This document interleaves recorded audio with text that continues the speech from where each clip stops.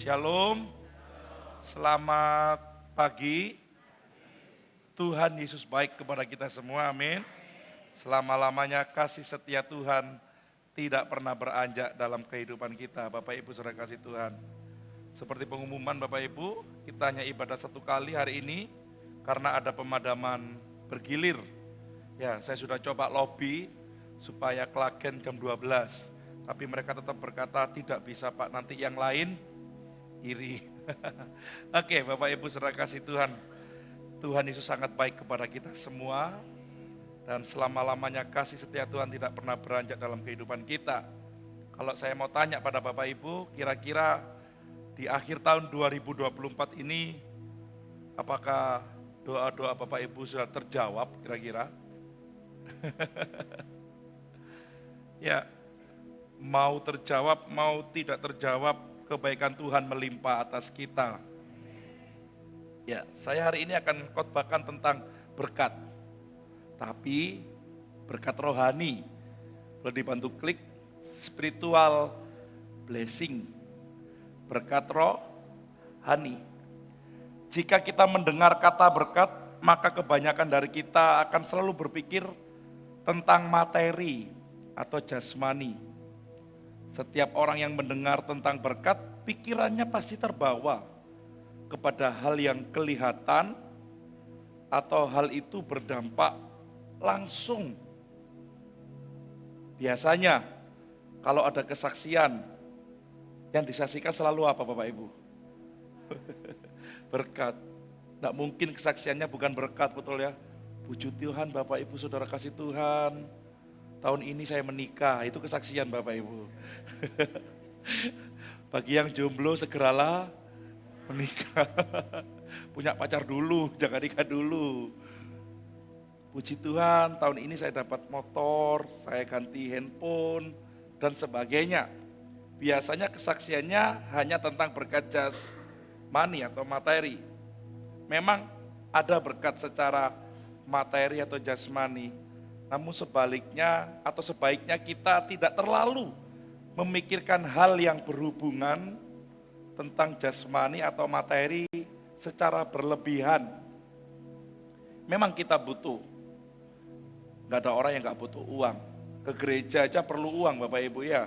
Bensin itu uang. Pakaian yang kita miliki, yang kita pakai juga harus dibeli. Ada yang pakai dari tumbuh-tumbuhan hari ini Bapak Ibu. Saya gak beli Pak, saya jahit Pak. Jika kita berbicara berkat dan diskusi, maka kita tidak akan pernah jauh dari yang namanya materi dan segala sesuatu yang kita lakukan saat mengikut Yesus atau beriman kepada Yesus biasanya tidak lepas dari motivasi yang tidak sesuai karena mereka selalu memandang bahwa berkat itu hanya berupa jasmani. Apalagi kalau zaman dulu pendeta berkata kalau kamu nggak setia, kamu nggak diberkati. Kalau kamu tidak melakukan firman Tuhan, kamu tidak akan diberkati. Terus saat dia mencapai level berkat jasmani yang lebih baik daripada kehidupan atau hari-hari atau tahun-tahun sebelumnya, dia berkata bahwa tuh loh, saya bisa seperti ini karena saya setia. Saya bisa seperti ini karena saya melakukan firman. Ujung-ujungnya kayak orang Farisi Bapak Ibu. Jadi dia memandang agama sebagai satu hal yang bisa membuat dia mendapatkan jasmani atau materi lebih. Jika kita mengikut Yesus karena hal yang kelihatan, maka kita akan sangat mudah meninggalkan Yesus. Amin. Kalau Bapak Ibu memandang gereja setia kepada Tuhan supaya saya diberkati, terus Bapak Ibu lambat laun ternyata enggak diberkati, Bapak Ibu akan gampang meninggalkan Tuhan. Karena apa yang kita miliki semua daripada Tuhan. Kalau ada orang berkata, Pak, kalau ingin kaya harus kerja keras. Saya mau tanya Bapak Ibu, kurang keras apa tukang dan kuli bekerja Bapak Ibu? Kurang keras apa petani bekerja, betul ya Pak ya? Dari subuh, kerja keras bikin kaya. Yang kedua, kerja cerdas bikin kaya. Dosen sama guru ini gak ono sing soge Bapak Ibu. Apalagi dosen. Kerjone sak dos, gajine sak sen Bapak Ibu. Sedikit sekali. Katanya kerja keras bisa membuat engkau kaya. Kerja cerdas bisa membuat engkau kaya. Dosen, guru ini cerdas-cerdas. Bukan kerja keras atau kerja cerdas saja, tapi berkat Tuhan yang membuat kita kaya. Amin. Susah payah kita, Alkitab berkata, tidak menambahkan satu pun. Jadi kalau Bapak Ibu berkata ke gereja supaya saya diberkati, itu apa bedanya dengan orang yang berprinsip kerja keras dan kerja cerdas tadi? Tapi berkatalah bahwa semua yang saya miliki karena anugerah Tuhan. Oleh karena itu saya harus mengelola dengan kerja keras dan saya harus mengelola dengan kerja cerdas. Amin. Bukan karena kerja keras atau bukan karena kerja cerdas saja. Tapi karena engkau sudah memiliki semuanya ini, lakukan kelola dengan kerja keras dan lakukan itu dengan kerja cerdas. Kalau kita mengikuti Yesus karena hal yang kelihatan, maka kita akan mudah meninggalkan Yesus. Saya melihat Bapak Ibu, ada kesaksian bahwa sebuah gereja mengajarkan tentang berkat dan berkat. Dan saat gereja itu kehilangan tajinya, kehilangan visinya, atau kehilangan kemampuannya untuk memberkati jemaat, maka jemaatnya mulai merotol Bapak Ibu. Jemaatnya pindah ke gereja lain yang katanya gereja itu bisa memberikan berkat. Nah, saya kembali lagi, apa yang kelihatan kalau kita memiliki sebuah visi misi ikut Yesus karena berkat yang kelihatan, maka kita akan dengan sangat mudah meninggalkan Tuhan. Namun jika kita mengikut Yesus dengan setia, bukan karena hal yang kelihatan, maka kita akan bertahan sampai kesudahannya. Firman Tuhan seharusnya membawa kehidupan kita mengarah kepada berkat yang tidak kelihatan. Karena yang kelihatan itu fana dan yang tidak kelihatan itu kekal. Yang kelihatan ini bisa habis. Namun yang tidak kelihatan ini awet Bapak Ibu. Nah, mari kita melihat berkat rohani yang akan kita bahas hari ini. Kita baca sama-sama ya. 2, 3. Terpujilah Allah dan Bapa Tuhan kita Yesus Kristus, yang dalam Kristus telah mengaruniakan kepada kita segala berkat rohani dalam surga. Ini pembukaannya. Melalui Yesus Kristus, Bapa mengaruniakan kepada kita segala berkat rohani yang ada di mana Bapak Ibu? Di dalam surga. Jadi berkat itu turun dari surga. Di surga ada Tuhan kita. Amin.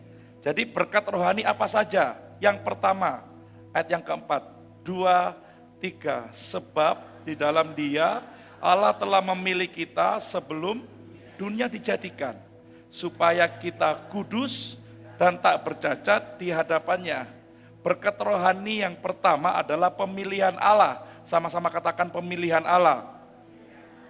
Jadi Allah sudah memilih kita sebelum dunia dijadikan. Sering saya katakan sebelum kejadian pasal 1 ayat 1 terjadi, Allah sudah memilih kita dan menetapkan kita. Amin. Kenapa kita kok dipilih? Pertanyaannya Bapak Ibu. Jujur saya pun nggak tahu dan nggak mengerti sampai sekarang kenapa saya dipilih oleh Allah. Padahal Bapak Ibu, kalau kita lihat sama-sama, hidup kita sebenarnya 11-12 sama orang dunia. 11-12 itu artinya hampir sama. Kita itu masih sering berbuat dosa, betul ya? Kita itu ada yang masih memiliki yang namanya keterikatan, betul Bapak Ibu? Kita itu masih suka marah, ada yang suka marah Bapak Ibu? Ada yang suka nipu, wah ini gawat nih kalau suka nipu nih. Pokoknya yang kita lakukan ini masih ada sekeliling dosanya. Sebenarnya kita ini 11-12 sama orang dunia. Kita tidak lebih baik dari mereka. Namun kita selalu diampuni dan dibenarkan oleh Kristus. Kenapa? Karena kita sudah dipilih dan ditetapkan oleh Allah supaya hidup kita kudus, tidak bercacat. Allah itu tahu hidup kita naik turun. Kadang kudus, lebih sering kudis, Bapak Ibu. Dia tahu banget kita. Tapi kenapa kok dia terus memilih kita? Dan dia tidak pernah menyesali pilihannya. Apa Allah tidak pernah menyesal saat memilih kita karena dia tahu kondisi kita seperti ini? Bapak Ibu kalau beli buah itu kan ada yang dipilih satu-satu masuk plastik. Tapi ada juga buah yang sudah dalam wadah plastik yang kita nggak bisa buka terus nyoba satu ya. Ya udah dalam plastik itu. Saat Bapak Ibu beli buah yang ada dalam plastik, harganya cukup mahal, Bapak Ibu sangat kepingin beli, bawa pulang, di rumah dibongkar. Ternyata tumpukan buah yang dibawa itu semuanya busuk. Yang terjadi apa Bapak Ibu? Menyesal. Kita beli buah, kalau buahnya kita berharap dapat yang bagus, tapi justru dapat buah yang busuk di bawahnya, kita pasti menyesal. Pertanyaannya, apa Allah nggak menyesal milik kita? Kadang kita kudus, kadang kita apa tadi? Kudis. Allah memilih kita bukan karena kehebatan kita melayani. Bukan karena kita hebat bekerja, bukan karena sekolah kita. Allah memilih kita itu semua karena anugerahnya. Amin. Enggak semua orang dipilih oleh Allah. Dalam anugerah Allah inilah kita yang sudah dipilih dikuduskan supaya tidak bercacat. Kita dipilih supaya kita dikuduskan. Ingat, kita dipilih sebelum dunia dijadikan supaya kita yang pertama Bapak Ibu dikuduskan. Ini berkat rohani. Dikuduskan dengan apa? Dengan pengorbanan anaknya di atas kayu salib. Jadi kita dikuduskan terlebih dahulu, baru kita kedapatan tidak bercacat. Kelihatan ini. Jangan kau berkata, saya tidak pernah melakukan dosa, saya enggak mau melakukan dosa, saya berpuasa, saya rajin ke gereja, saya melayani Tuhan, lihat hidup saya kudus. Enggak. Ayat ini enggak berkata seperti itu. Engkau dipilih, dikuduskan oleh Allah, di dalam hidup kita, kita terus berproses, hidup kita supaya tidak bercacat dan serupa dengan Kristus. Amin. Jadi jangan pernah membanggakan diri karena puasa kita. Jangan pernah membanggakan diri karena doa kita. Jangan pernah membanggakan diri karena pelayanan kita. Ingat, kita kudus bukan karena perbuatan kita, tapi karena karya Tuhan atas kita. Dan setelah kita tahu hidup kita dikuduskan dengan pengorbanan anaknya, kita harus berproses supaya hidup kita ini terus serupa dengan Yesus. Amin Bapak Ibu. Jadi dari situ tidak ada satupun dari manusia yang bisa menyombongkan dirinya. Karena kita dikuduskan bukan untuk kepentingan kita, tapi kita dikuduskan untuk kepentingannya Allah. Catat baik-baik ini. Bukan kita dikuduskan supaya kita terlihat lebih rohani daripada orang lain. Kita dikuduskan bukan untuk kepentingan pribadi dan pelayanan kita, tapi kita dikuduskan untuk kepentingannya Allah. Kenapa? Karena Allah kepingin kita hidup bersama dengan Dia selama-lamanya di surga. Jadi ini luar biasa Bapak Ibu. Manusia yang berbuat dosa, Allah yang menebus, Allah yang menguduskan, supaya manusia yang telah dipilihnya mendapatkan berkat rohani ini, hidup bersama-sama dengan Dia selama-lamanya di surga. Amin. Jadi selama kita hidup dalam dunia, kalau kita tahu ayat ini, maka kita berkata, hidupku bukanlah aku lagi, namun siapa? Kristus hidup dalamku. Kita nggak bisa berusaha untuk hidup kudus. Nggak bisa. Karena kemampuan kita terbatas, kita manusia yang lemah. Tapi kalau kita yakin dan percaya karena pengorbanan Yesus sudah menguduskan kita, kita akan berusaha untuk terus hidup dalam kebenaran Tuhan. Amin. Kita ini sudah dilayakkan oleh Tuhan karena kematian Dia. Makanya sekarang hidup kita bukan milik kita lagi. Karena Yesus telah menguduskan kita. Dia menempatkan kita supaya kita hidup di hadapannya dengan hidup yang tidak bercacat dan tidak bercelah. Pak, saya masih punya keterikatan. Yang penting sadar dulu. Setelah sadar kita harus berusaha untuk berubah. Jatuh bangun Pak, caranya cuma satu. Minta kekuatan daripada Tuhan. Kalau kita punya keterikatan tapi kita berusaha untuk lepas secara manusia, kita akan terus gagal di situ. Tapi kalau kita punya keterikatan dosa dan kita berkata, Engkau telah menguduskan aku, Engkau telah menebus hidupku, aku mau hidup serupa seperti Tuhan dan tolong aku. Lambat hari, lambat tahun, Bapak Ibu akan lupa kapan terakhir engkau lepas dari keterikatan itu. Betul kira-kira? Kalau ada orang berkata, kapan hidup baru?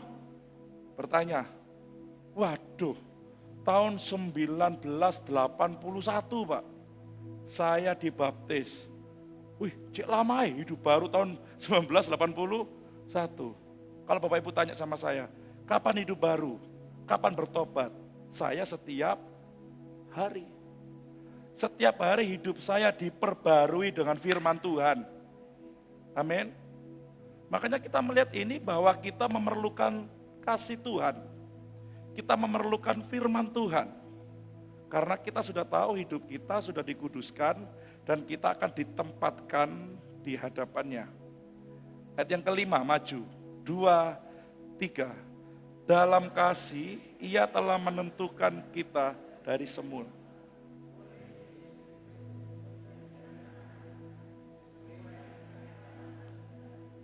Dalam kasih. Bukan Allah punya kasih, namun Allah adalah apa Bapak Ibu? Kasih. Jadi kasih itu ada dalam diri Allah. Dalam kasih Allah kita dijadikan anak. Kita menyandang gelar anak-anak Allah. Tidak semua orang menyandang gelar anak-anak Allah. Amin. Kalau kita disebut anak-anak Allah, maka itu adalah anugerah. Senggol kiri kanan, engkau anak Allah. Lihat, ada lagunya. Kulihat di wajahmu, apa Bapak Ibu? Kemuliaan. Ya, meskipun sebelah kita elek Bapak Ibu. Engkau anak Allah. Katakan sekali lagi, engkau anak Allah. Katakan pada diri sendirinya, aku juga anak Allah. Amin Bapak Ibu. Engkau dikuduskan oleh darah Kristus dan dalam perjalanan hidupmu supaya engkau terus berproses serupa dengan Dia karena engkau sudah ditentukan untuk mendapatkan gelar anak-anak Allah. Karena kita adalah anak-anak Allah, maka kehidupan kita wajib sama dengan Bapa kita. Ya, lihat sebelahnya dan katakan, Anda dan saya mirip Bapa yang di surga. Amin Bapak Ibu. Bukan mirip wajahnya, tapi mirip karakter kehidupannya.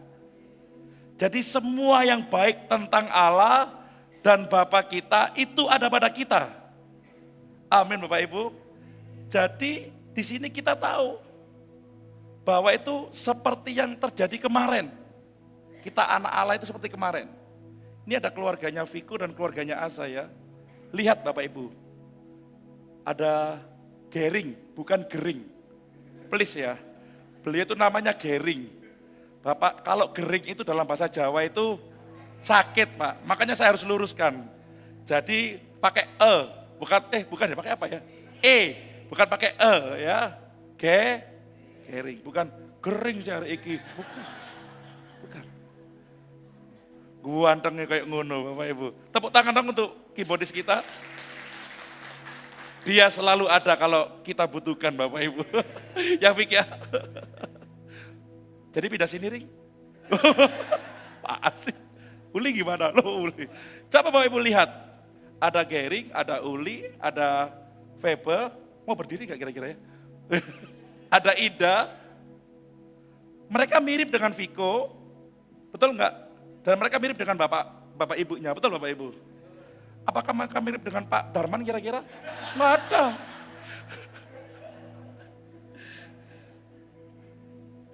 Coba lihat mereka yang cewek-cewek. Gonok mirip plus sampai boton Bapak Ibu. Karena bukan anaknya boton.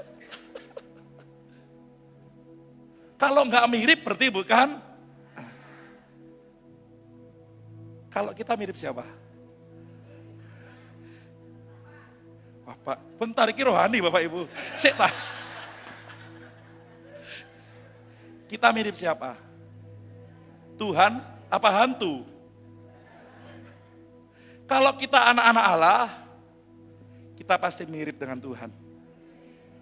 Tapi like kita jahat, ngambekan, purian, sombong, suka bikin sakit hati orang. Waduh, ini kayaknya bukan anak-anak Allah ini. Karena Tuhan gak seperti itu. Senggol, sampean mirip sopo. Jangan bilang gini, lek ngamuk kayak setan. Tapi lek transfer kayak malaikat.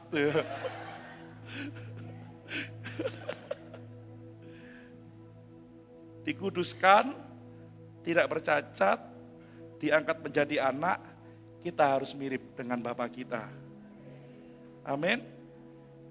Yang kedua Bapak Ibu, selain mirip sebagai anak, kita juga ahli waris. Sama-sama katakan ahli waris. Seru ya dapat keluarga dari Batak kemarin diceritain. Ini tidak merendahkan suku. Kalau Jawa itu ahli waris itu datang, keluarga ini datang saat ada kematian Bapak Ibu. Aku anake, oleh bagian opo. Kalau Batak itu di mana-mana itu sudah berkeluarga. Makanya banyak kemarin saya diceritain, luar biasa. Nah, sebagai anak Allah, kita juga adalah ahli waris. Ahli waris itu gimana? Saat orang tua meninggal, baru warisannya dibagi. Kalau orang tuanya masih hidup, anak minta warisan, kebacut, keterlaluan itu. Terlalu, katanya Bang Haji. Terlalu.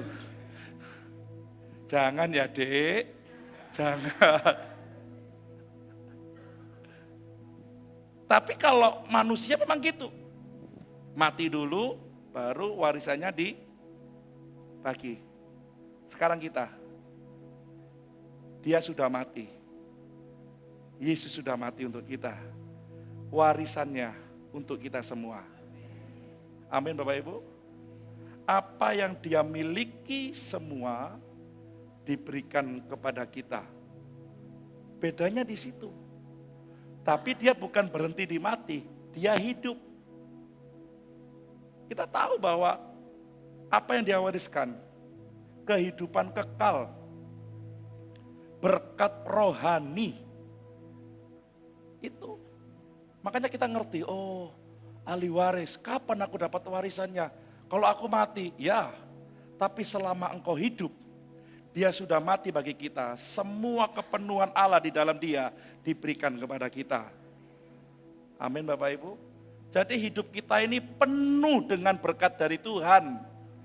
Walau engkau mungkin lagi bokek, gak punya uang, atau lagi sakit, percayalah hidup kita, seluruh tubuh kita sudah dipenuhi dengan berkat daripada Tuhan.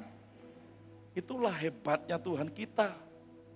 Jangan melulu berkat jasmani. Berkat rohani ini luar biasa Bapak Ibu. Jadi apa yang kita percayai di dalam Tuhan Yesus Kristus diberikan oleh Allah Bapa kepada kita. Kita masuk ayat 7 dan 8. Saya lompat ya. Karena ayat 6 saya lompati. Ayat 7 dan 8 kita baca sama-sama. 2, 3. Sebab di dalam Dia dan oleh darahnya, yaitu pengampunan dosa. Menurut kekayaan kasih karunia-Nya,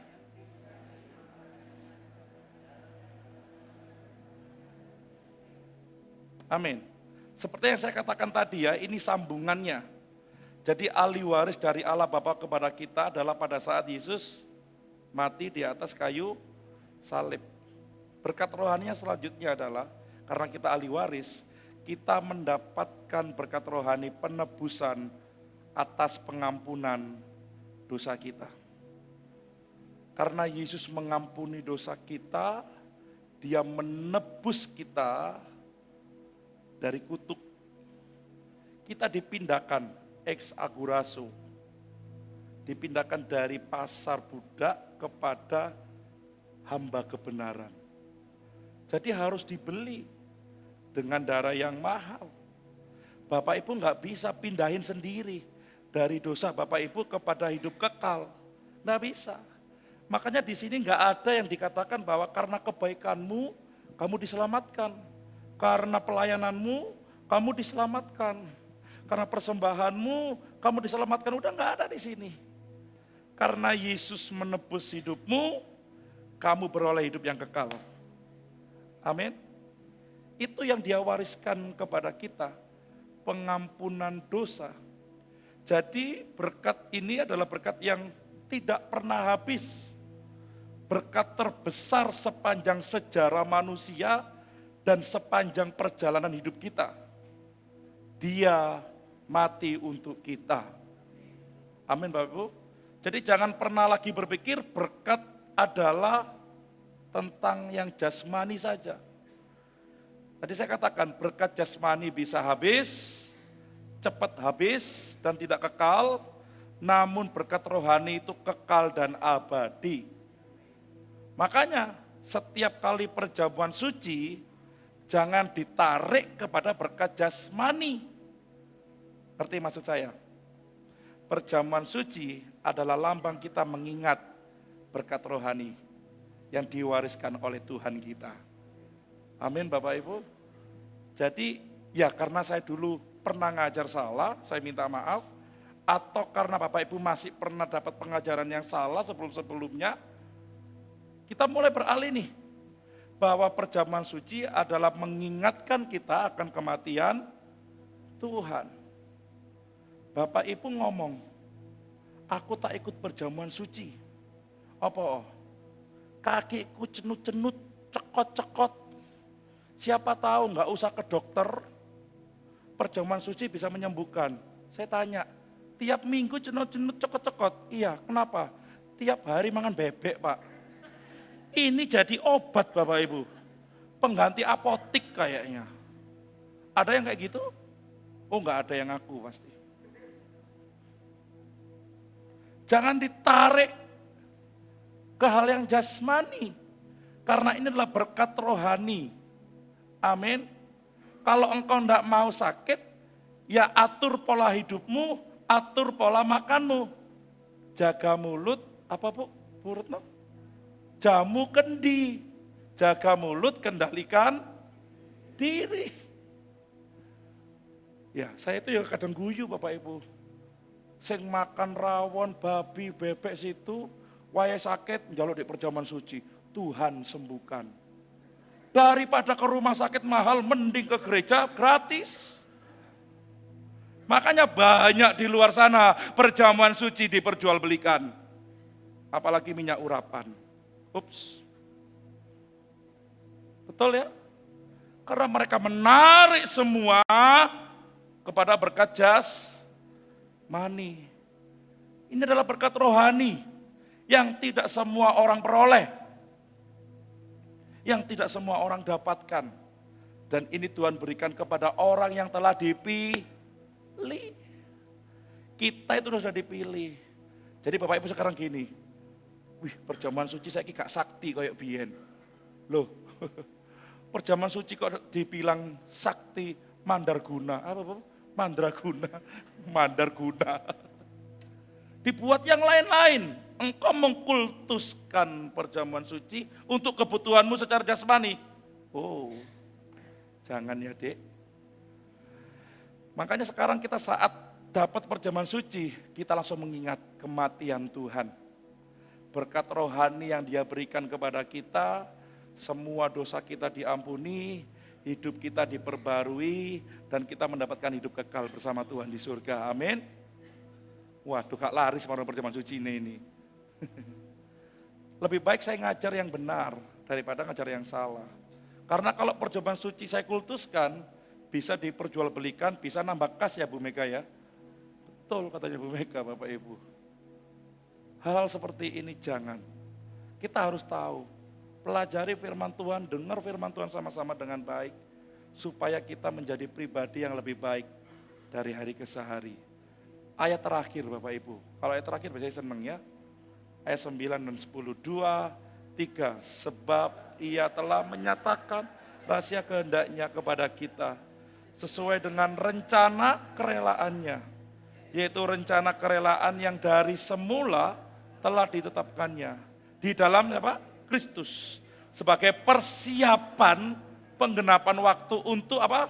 Mempersatukan di dalam Kristus sebagai kepala segala sesuatu, baik yang di surga. Bayangkan Bapak Ibu, surga itu bagaimana indahnya, bukan indah ini Bapak Ibu. Berarti ada dua indah di sini sekarang ya. Indah Bu Indah dan Saudari Indah. Bapak Ibu bayangkan bagaimana luar biasanya surga, bagaimana luar biasanya kudusnya surga dibanding bumi kita yang penuh dengan dosa dan hanya kelihatan indah di mata. Ayat ini mengatakan seperti ini, bahwa ada penyatuan, bahwa akan ada penyatuan antara apa? Yang ada di surga dan yang ada di bumi. Lihat dulu, kalimatnya bukan bumi dulu, baru surga. Kalimatnya bagaimana Bapak Ibu? Surga dulu, baru bumi. Artinya apa? Berkat rohani yang keempat adalah berkat penyelarasan hidup kita selama dalam dunia ini, supaya kita satu frekuensi, satu spesifikasi dengan kehidupan yang ada di surga. Makanya gini, karena engkau kalau hidupmu sama seperti dulu, dosamu enggak diampuni, surga bukan tempatmu. Surga enggak terima dosa. Walau dosanya itu kecil atau satu, itu sampah. Makanya supaya engkau bisa masuk surga, Yesus harus turun ke dunia, menguduskan kita, dan kita dipersiapkan dalam waktunya Tuhan, dipersatukan di dalam Kristus, supaya nanti kita bisa masuk surga bersama dengan Dia. Artinya saya kembali lagi, bahwa selama hidup di dunia, kita harus hidup sesuai dengan spesifikasi surga. Amin. Jadi trial and error-nya di sini. Bahasa apa ya itu ya? Bahasa mesin kayak bahasa aplikasi. Di sini Bapak Ibu. Bukan pada saat engkau sudah mati, baru kelihatan. Mana nih? Surga bukan ya? Ditimbang gitu ya. Yang baik lebih banyak daripada yang buruk. Surga, yang buruk lebih banyak daripada yang baik. Neraka. Enggak. Karena kita sudah ditentukan untuk hidup kekal bersama dengan Dia, makanya selama dalam dunia ini Dia memproses hidup kita. Dengan semua peristiwa. Semua peristiwa. Jadi Bapak Ibu kalau lagi mengalami masalah, artinya kita sedang diproses oleh Tuhan. Supaya spesifikasi surga itu ada dalam tubuh kita. Ingat, surga dulu baru bumi. Kristus dulu disatukan kepada manusia. Jadi bukan saya yang mengambil Yesus, tapi Yesus menaruh hidupnya kepada saya. Di ayat yang lain dikatakan, dia menunggu, dia mengetok. Jika pintu dibukakan, maka dia akan masuk di dalamnya. Dan kalau sudah masuk di dalamnya, Dia akan menguasai seluruh tubuh manusia itu. Sehingga spesifikasi yang bukan di surga diubahnya oleh dia supaya sama seperti spesifikasi dari surga. Amin. Jadi kita harus tahu kalau segala sesuatu itu yang kita inginkan, yang kita rencanakan, yang kita harapkan sudah berantakan habis, artinya kita sedang diproses menjadi manusia yang Tuhan mau, bukan yang engkau mau. Karena kalau engkau hanya mau, doaku harus dijawab, keinginanku harus dipenuhi, rencanaku nggak boleh gagal, engkau tidak akan pernah masuk dengan spesifikasi manusia surga. Tapi karena engkau gagal, pernah jatuh, keinginanmu tidak dipenuhi, harapanmu hampir musnah, engkau dalam keadaan yang pernah sangat di bawah, Tuhan sedang mengkalibrasi hidup kita supaya kita serupa dengan Dia. Makanya kan berulang-ulang kali saya bilang hidup kita harus serupa dengan Kristus. Karena ini berkat rohani. Jangan berharap gini, Pak, kalau saya sudah hidup saya diperbarui rohnya, berarti saya pasti diberkati, Pak. Kembali lagi, sebenarnya engkau ini sedang bertransaksi dengan Tuhan. Engkau mau hidupmu diperbarui, engkau mau rohmu diperbarui, tapi engkau punya udang di balik rempeyek tadi, supaya engkau Bapak Ibu diberkati. Makanya orang yang kaya, yang bertanggung jawab di hadapan Tuhan, dia akan makin kaya. Kenapa? Karena duitnya dia tahu untuk Tuhan. Amin. Loh, saya melihat ini banyak orang yang kaya, hidupnya duitnya untuk Tuhan Bapak Ibu. Makanya Anda gak kaya-kaya karena hidupnya duitnya untuk dirinya sendiri. Loh, serius. Karena kalau kita tahu bahwa segala sesuatu yang kita miliki dari Tuhan, maka kita akan kembalikan untuk Tuhan. Makanya kenapa Ayub bisa kaya double? Karena dia berkata, Tuhan yang memberi, Tuhan yang mengambil. Semua daripada Tuhan. Spesifikasinya Ayub udah benar. Sebelumnya dia kaya. Sombongnya minta ampun di sini. Kali lihat pasal-pasal selanjutnya. Wah, dia nyalakan Tuhan, akhirnya kelihatan Bapak Ibu. Makanya kalau kita tahu hidup kita bukan milik kita lagi, tetapi Kristus hidup di dalam aku, maka semua yang kita miliki adalah milik Kristus. Termasuk tenaga kita. Saya ini sangat bersyukur memiliki teman-teman CM Pro sama CM Youth Teens yang luar biasa. Tepuk tangan dulu buat mereka Bapak Ibu.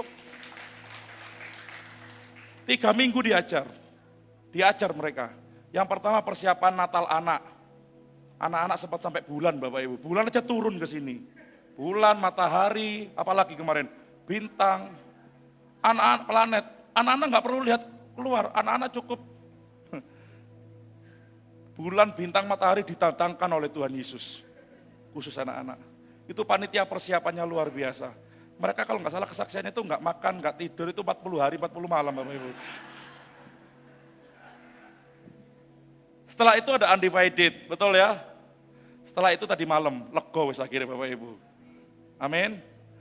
Tepuk tangan lagi dong buat mereka. Wow. Luar biasa.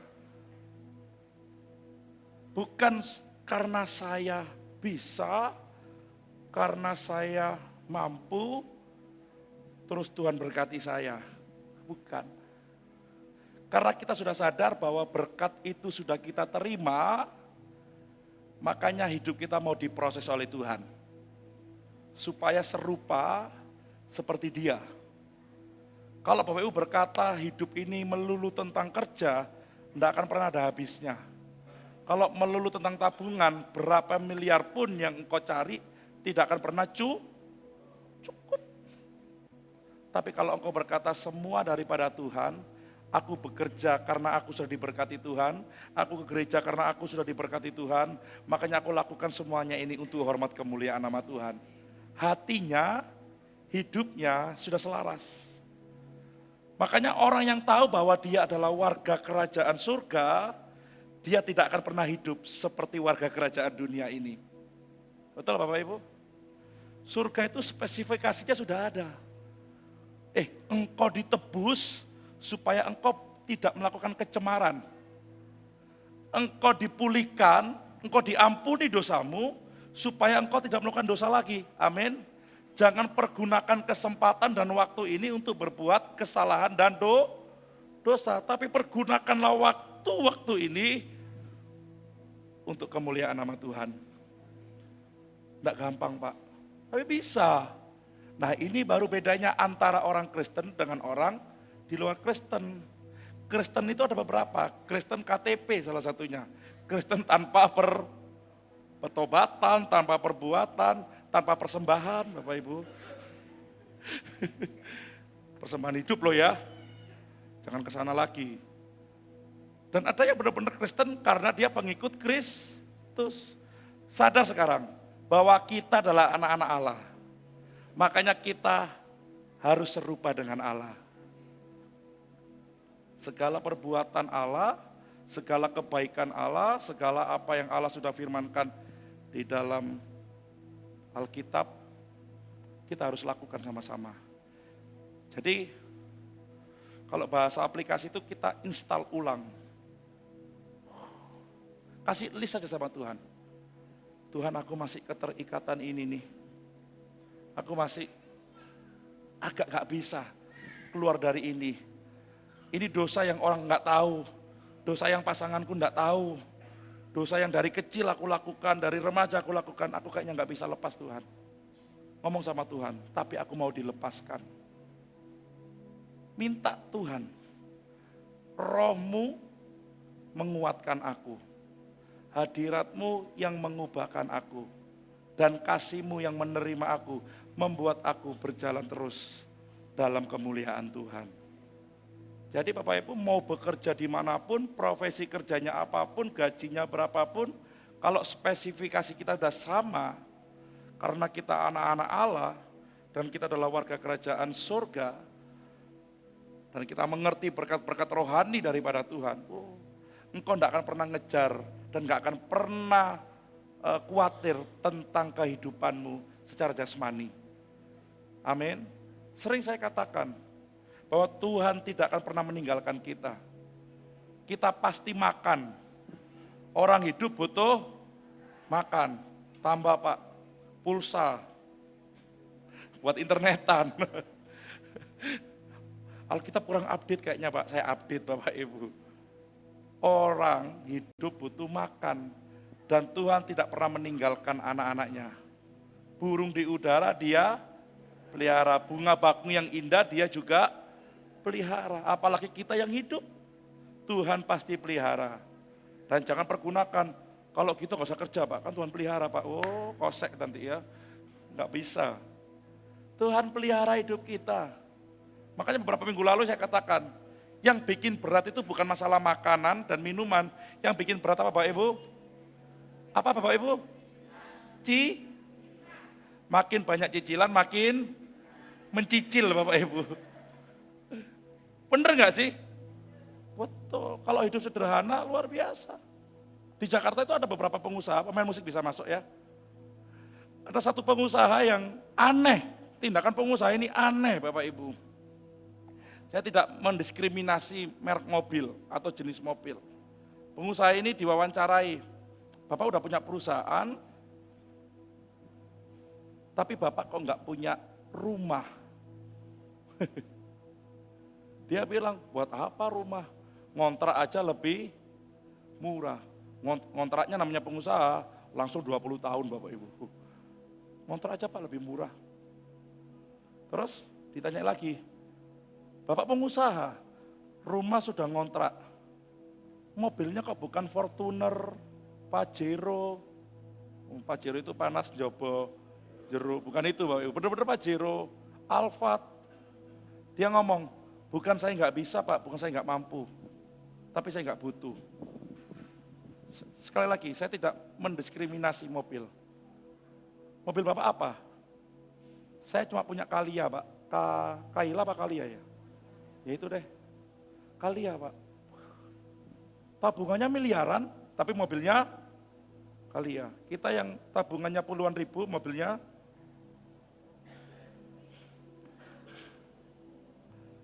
diskusi. Kan ada meme-meme Bu, Bapak Ibu. Berdiskusilah suami istri, kepingin ganti mobil, yang mana tabungannya cuma 50.000.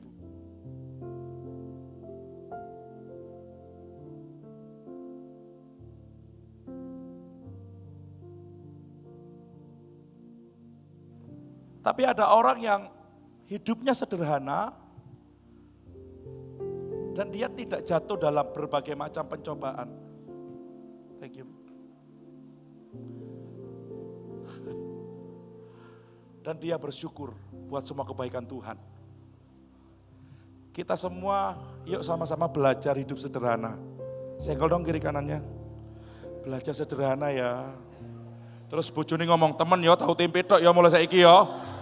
Yo gak ngono maksudnya. Ya gak gitu.